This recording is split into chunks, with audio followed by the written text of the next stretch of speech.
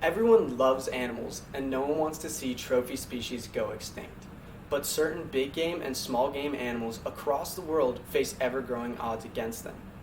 So what can we do to protect and ensure that these animals have a sustainable and healthy future? While in the United States we have well-funded research and conservation practices, wild and remote areas in Africa can be unmanaged and underregulated.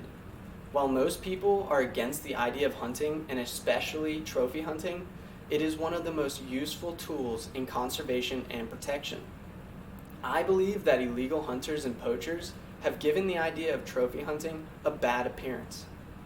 My name is Brent Dixon, and I spend most of my time in the outdoors hunting, fishing, and surfing. As someone who takes full advantage of the beauty of nature, I completely understand the needs to conserve and protect the land and animals that live on it.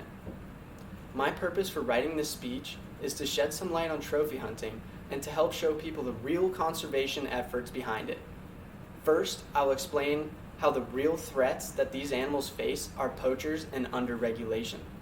Then, I will show how trophy hunting is the leading way to combat poachers and protect reserves.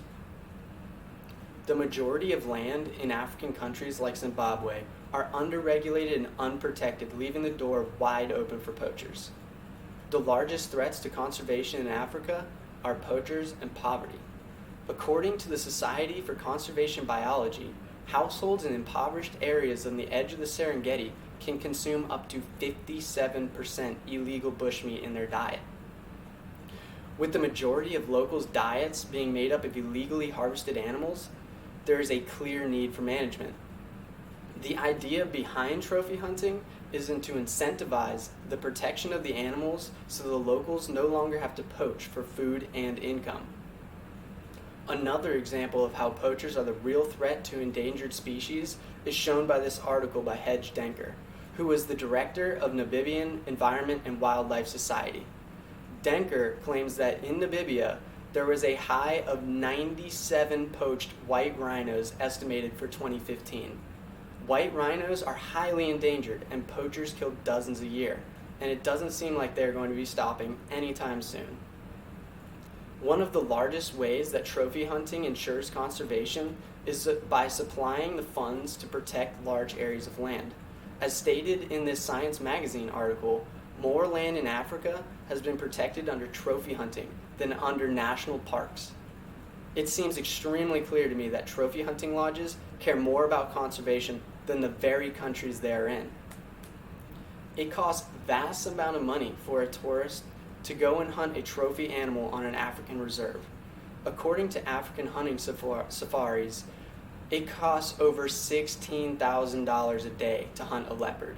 As an example, leopard hunting is rarely successful and usually takes a number of days of hunting.